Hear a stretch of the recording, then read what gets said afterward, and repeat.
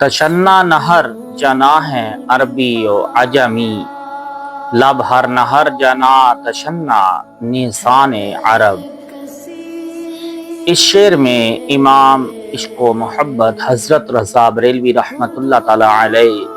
اپنے آقا و مولا صلی اللہ علیہ وآلہ وسلم کی حمد و ثنا میں کمال عشق اور حسن ظن کا اظہار کرتے ہوئے فرماتے ہیں کہ جنت کی نہر یعنی نہر کوثر کا عرب کا ہر باشندہ اور عجم کا ہر باشندہ یعنی تمام انسان قیامت کے دن خواہش مند ہوں گے، لیکن جنت کی ہر نہر کے لب حضور اقدس محمد عربی صلی اللہ علیہ وآلہ وسلم کی رحمت کی بارش کے پیاسے تشنا ہوں گے۔ اس شعر میں لفظ تشنا کا دو مرتبہ استعمال کیا گیا ہے۔ پہلی مرتبہ جو لفظ تشنا ہے اس کا معنی خواہش مند ہے، اور دوسری مرتبہ جو لفظ تشنا ہے اس کا معنی ہے پیاسا۔ یہ دونوں لفظ تشنا حروف و اعرا کے اعتبار سے مساوی ہیں، لیکن معنی اور مطلب کے اعتبار سے متفرق ہونے کی وجہ سے یہ شعر فن شاعری کی صنعت تجویز کا کامل کا شعر ہے۔ اس شعر کی ابتدا میں حضرت رضا بریلوی فرماتے ہیں کہ تشنا نہر جانا ہے، یعنی جنت کی نہر کے خواہش مند ہیں کون؟ عربی و عجمی، یعنی بنی نوح انسان کا ہر فرد، پھر چاہے وہ ملک عرب کا رہنے والا ہو یا غیر ملک کا رہنے والا باشندہ، وہ مرد ہو یا عورت، نیک ہو یا بد، ہر انسان جنت کی نہر یعنی نہر کوثر کا خواہش مند ہے۔ کہاں اور کیوں؟ میدان محشر میں، جہاں لوگ پیاس کی شدت سے بے چین و بے قرار ہوں گے۔ اس دن کیا آفتاب میں 10 سال کی گرمی ہوگی اور آفتاب بالکل سر کے قریب ہوگا۔ آفتاب کی حرارت و گرمی کی وجہ سے پیاس کا یہ عالم ہوگا کہ زبانیں باہر آ جائیں گی اور لوگ العطش العطش یعنی پیاس پیاس پکاریں گے۔ امام احمد، امام بخاری، امام مسلم اور امام ترمذی حضرت ابو ہریرہ سے، اور بخاری مسلم و ابن ماجہ نے حضرت انس سے، اور ترمذی و ابن خزیمہ نے حضرت ابو سعید خدری سے، اور امام احمد و بزار و ابن حبان اور ابو یعلا نے حضرت ابو بکر صدیق سے، اور احمد و ابو یعلا نے حضرت عبداللہ بن عباس سے مرفوعاً، اور حضرت عبداللہ بن مبارک و ابن ابی شیبہ اور ابن ابی عاصم و طبرانی نے بسند صحیح حضرت سلیمان فارسی رضی اللہ تعالی عنہ سے موقوفاً روایت کی ہے کہ حضور اقدس صلی اللہ علیہ وآلہ وسلم ارشاد فرماتی ہیں کہ روز قیامت اللہ تعالیٰ اولین و آخرین کو ایک میدان وسیع و ہموار میں جمع کرے گا کہ سب دیکھنے والے پیش نظر ہوں گے اور پکارنے والے کی آوازیں سنیں، اور وہ دن طویل ہوگا اور آفتاب اس روز 10 برس کی گرمی دیں گے، پھر لوگوں کے سروں سے نزدیک کریں گے یہاں تک کہ بقدر 2 کمانوں کے فرق رہ جائے گا، پسینے آنے شروع ہوں گے، قد آدم پسینہ تو زمین میں جذب ہو جائے گا، پھر اوپر چڑھنا شروع ہوگا یہاں تک کہ آدمی غوطہ کھانے لگیں گے۔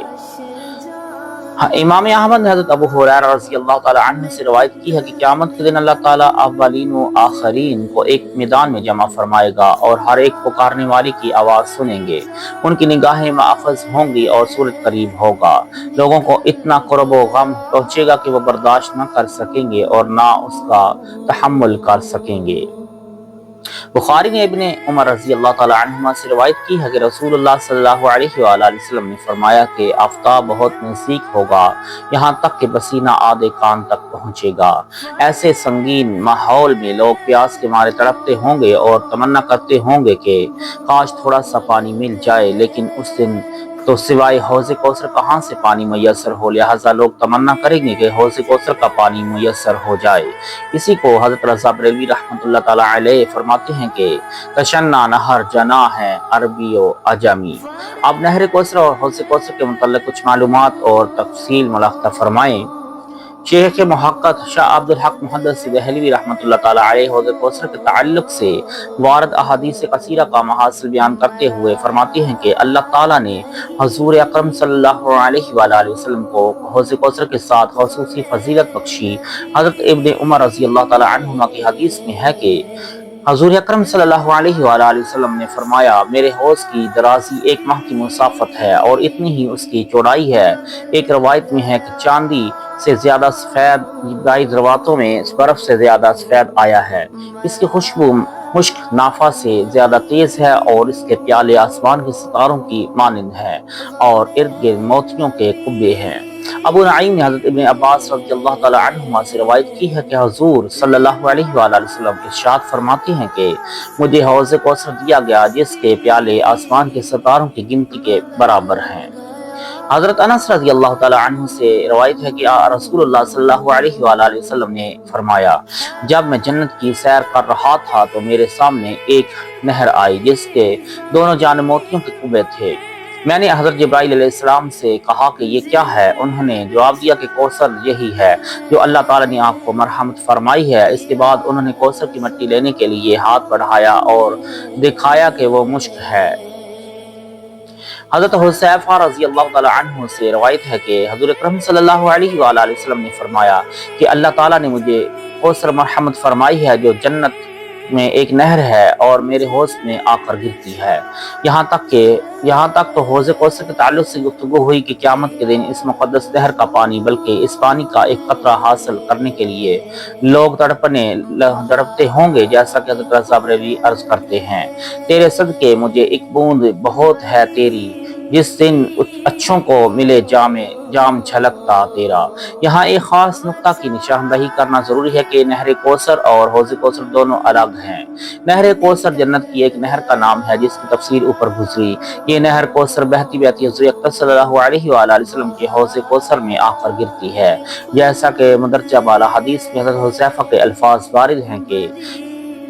کوثر جنت میں ایک نہر ہے اور میرے حوض میں آ کر گرتی ہے، تو ثابت ہوا کہ نہر کوثر کا پانی حوض کوثر میں جمع ہوگا اور حوض کوثر جنت سے مالک کوثر صلی اللہ علیہ وآلہ وسلم اپنی امت کو پلائیں گے۔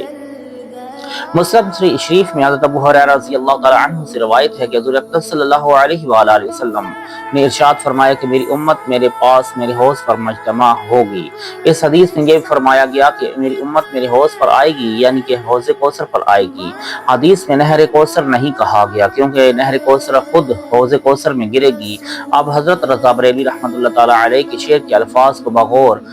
دیکھیں، آپ مصرع ثانی میں فرماتے ہیں کہ لب نہر جنا تشنا نیسان عرب، یعنی جنت کی ہر نہر کا لب یعنی نہر کا کنارہ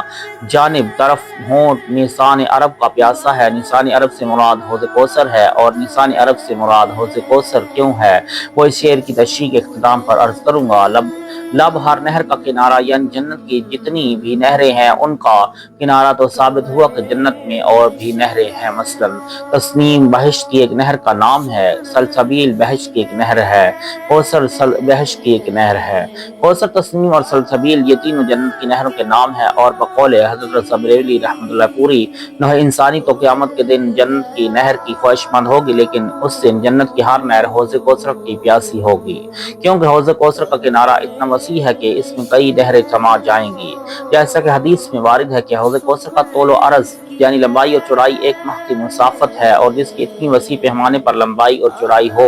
اس میں کئی نہروں کا پانی سما سکتا ہے۔ جنت کی ہر نہر تشنا نیسنا عرب اس لیے ہے کہ جنت کی ہر نہر یہ چاہتی ہے کہ امت مصطفیٰ صلی اللہ علیہ وآلہ وسلم میرا پانی پیے، تاکہ اس بہانے سے امت مصطفیٰ کی میں خدمت کر کے رضائے مصطفیٰ حاصل کروں۔ لیکن امت مصطفیٰ صلی اللہ علیہ وآلہ وسلم نہر کوثر سے نہیں بلکہ حوض کوثر سے پانی پئیں گے، اس لیے جنت کی ہر نہر چاہتی ہے کہ میں جلد از جلد حوض کوثر سے جا ملوں اور اپنے وجود کو حوض کوثر میں تبدیل کر دوں۔ اپنے وجود کو حوض کوثر میں فنا کر دینے کی ہر نہر جنت اس لیے تمنا کرتی ہے کہ حوض کوثر سے حضور اقدس صلی اللہ علیہ وآلہ وسلم جام بھر بھر کر غلاموں کو پلائیں گے، اور حضور جب حوض کوثر سے اپنے دست اقدس سے جام بھریں گے تو پھر یقیناً حوض کوثر کے پانی سے آپ کا دست اقدس مس ہوگا، اور اس دست اقدس کو چھونے کی سعادت حاصل کرنے کے لیے جنت کی ہر نہر وصال دست اقدس کی پیاس کی شدت میں بے قرار ہے کہ کہیں ایسا نہ ہو کہ تاخیر ہو جائے اور میرا پانی حوض کوثر میں دیر سے پہنچے اور میں دست اقدس